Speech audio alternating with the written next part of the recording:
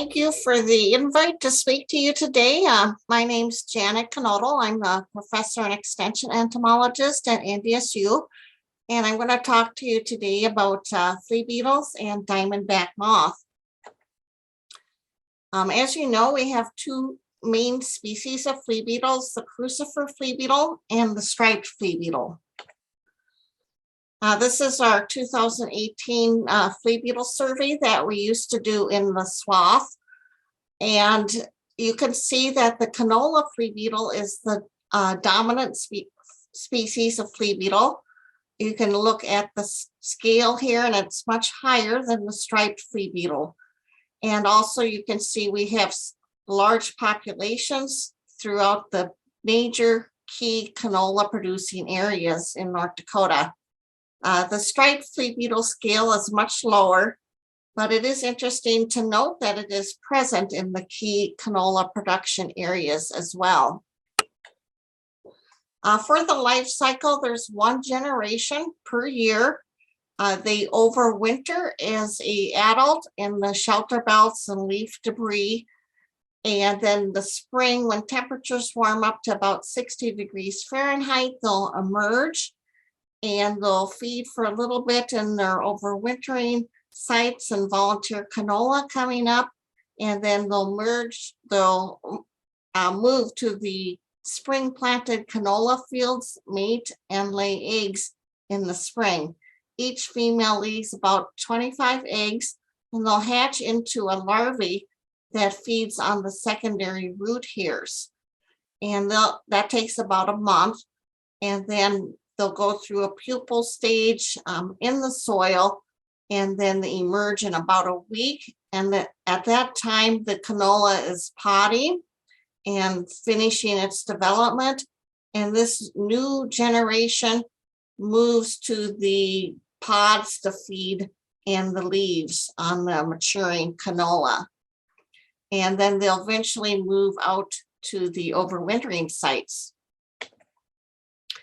So the damage done to canola is by their chewing mouth parts. You can see the pitting in the leaves and defoliation. And you can see insecticide seed treated, one on the bottom, which has prevented much feeding injury. For control, we have primarily the insecticide seed treatments that we rely on. The group 4A is our neonicotinoids, which we're all familiar with. We've been using these for about 20 years now. The diamines, the group 28, is a little bit newer, Cyrantranilipril lumiderm, and it's often combined with a neonicotinoid. And then I'll talk a little bit about the butanolids 4D, which are new, and our insecticide trial with Buteo Start. And I will mention that the diamines are also fairly effective against lepidopteran pests like the cutworms. So we got concerned with the constant use of the neonicotinoid insecticide seed treatments. So I wanted to take a look at the potential development of resistance between the two species of flea beetles. So this is part of my PhD student, Leslie Lubinol's project. And we did some work in the greenhouse where we planted the canola in the cups. And then we tested clothianidid, which is Prosper FX, at the standard rate used out in the field. And then thiamethoxam Helix Extra, again at the standard rate. And Cyrantranilipril lumiderm at a fairly high rate, because this one's normally used at a lower rate and combined with one of the neonicotinoids, and then an untreated check. So we assessed flea beetle mortality and feeding injury score.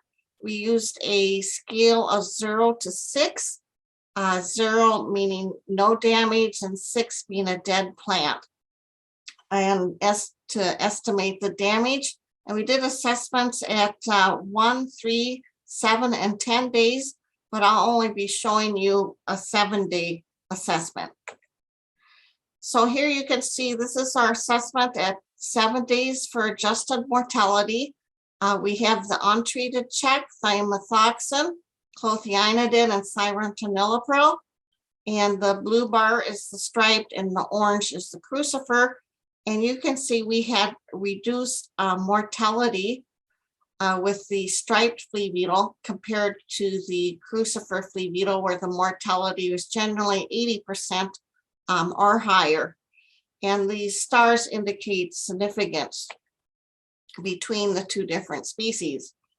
And here's the feeding injury, which is pretty much the reverse.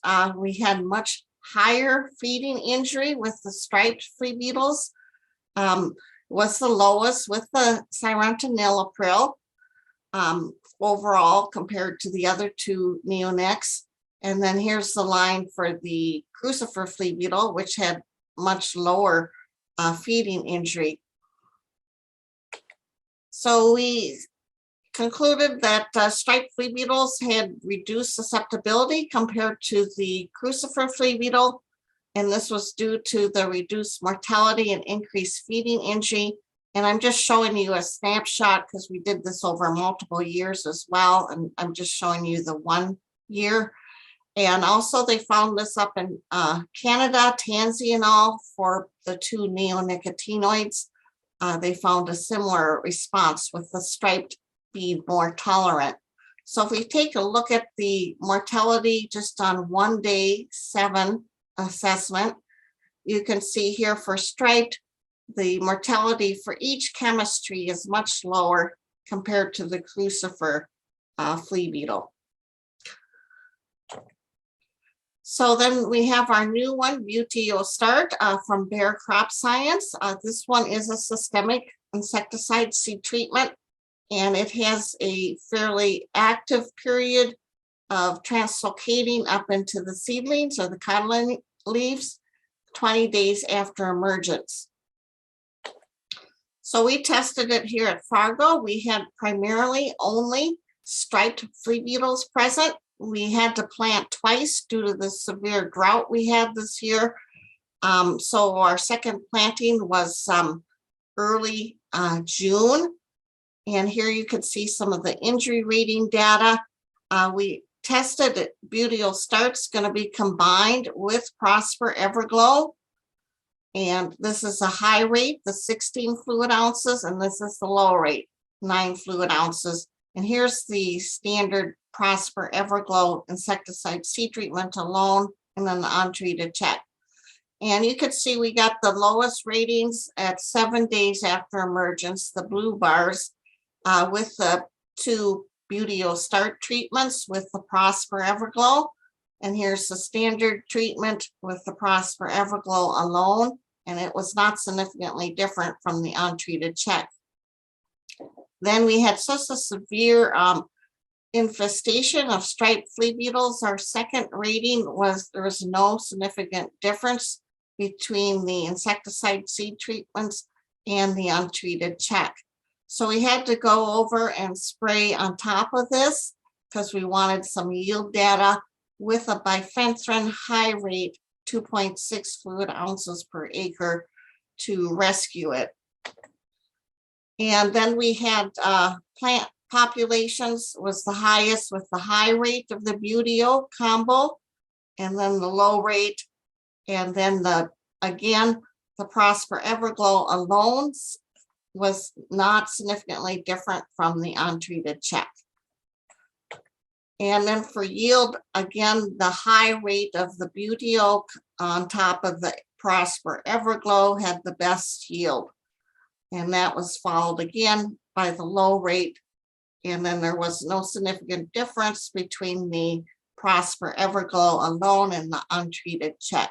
So it works very well, and we're very happy that it controls the striped flea beetle. So if you're having problems with the striped flea beetle in your canola fields, this would be the chemistry that you want to use because it doesn't seem to have any tolerance for the striped flea beetle. It's not tolerant with this insecticide or reduced susceptibility. So up in Canada, they've been also testing this, and they also have this chemistry available to them now. It's an early, mid, and late planting date they had. And as you can see here in the box, the untreated and Prosper Everglow were almost completely eliminated with the middle planting date. And then the Prosper Everglow with the Beauty-O looks pretty good. This red line here, they had a foliar application of Desis, which is Warrior, on June 5th to rescue the half of the trial. And you can often avoid flea beetle pressures by early or late planting date.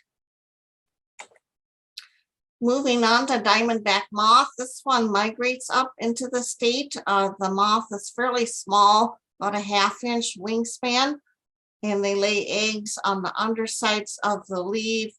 And the larvae, when mature, is about a ½ inch, and it has a forked posterior, kind of lime green in color. And they'll pupate in these loose and silken cocoons. It can be anywhere on the plant, the leaves, the stems, and the pods. And they migrate up into North Dakota, Minnesota, and Canada. So we never know when they're going to get here or how many. So they have about a 32-day life cycle to complete. So we have 2 to 3 generations, depending on when they get up here in North Dakota. So the larvae are common here, and they're the ones that do most of the damage by feeding on the leaves. Each female can lay 150 eggs, and they'll hatch into the larvae about 5 to 6 days. And then the larvae feed for about a month, and then the pupae stage takes about a week, and then the cycle repeats itself.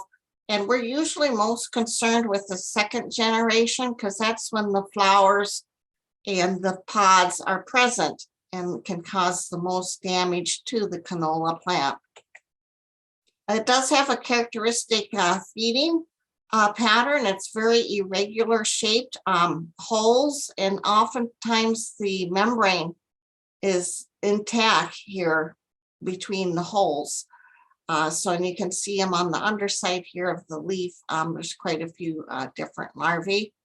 And here's feeding on the flower bud can cause the flower buds to abort.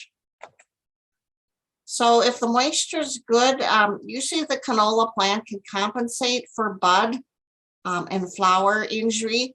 But if it's dry and you don't have a lot of leaf material, the pod feeding can be very significant. And over here on the right picture, you can see a flower pod that was fed on, and it was aborted, so the seed pod is not developing. We can monitor using commercially available lures and pheromone traps. We usually want to put them out late May or early June, and then you can capture the Diamondback Moth and count them. When you have over 100 in your traps, that's a good indication you got fairly large population. And that would be a good time to get out to scout for Diamondback Moth larvae. And unfortunately, the traps do not indicate a threshold. So when you're out scouting in the field, we want to scout multiple areas in the field, remove the plants in a square foot. I like to use a white bucket, and you wrap the plants into the bucket to dislodge the larvae. They do spin down on strands of silk, so they might be hanging or dangling from the plants. And then repeat this procedure for at least 5 locations. And because we're getting repeated flights coming in, you will get the initial flight, but then there's going to be additional flights throughout the summer that come into North Dakota. You're going to see all different life stages out there in the field. For the thresholds we use for seedling stage, 25% defoliation and larvae present. In the vegetative to flowering, 10 to 15 larvae per square foot of plants, and flowering to potting, 20 to 30 larvae per square foot. And there's quite a few different insecticides that are registered. We have the pyrethroids, And also we have the diamines, the group 28. This is very effective against the lepidopteran pest. So I encourage you to try some of these newer chemistries like Pheromone and Vantacor. They're very effective against diamondback moth larvae. And also you can try the BT, which is just like the BT in your corn, but this is a foliar product. And you have to get it on when you see the early larvae, so you'd only want to spray when they're about 1/4 of an inch. And then there's a couple of premixes. Well, this last year we got a lot of complaints with the pyrethroids because some of the moths that were migrating up into North Dakota were resistant to this group of insecticide. The growers in the northeast area of canola production in North Dakota were sprayed mainly just with the pyrethroids, and some of them had sprayed 2 or 3 times. So we need to switch. These moths are coming up with resistance from the vegetable production down south, and we need to start using the diamines to control them. Pheromone and Vantacor are not that much higher costs than the high rate of a pyrethroid, about $10 per acre for cost. And if you do find this occurring again, we would really appreciate if you notify your local county extension agent or myself, so we can check them out to make sure to see if they are resistant. So there's a lot of other factors that will cause diamondback moths to die. Rainfall is one. They can kill the larvae and also increases the presence of pathogens which infect the larvae. There's parasitic wasps and also many predators that feed on them. And there's some extension publications that are available to you. Some of these are being updated this year. So we'll have some new ones coming out, and we're working on a diagnostic series for insects and diseases. So it'll summarize all the scouting thresholds and how to identify these different pests. And we're also including natural enemies and pollinators as well in the insect one. So that's all I have. I'll be happy to take any questions.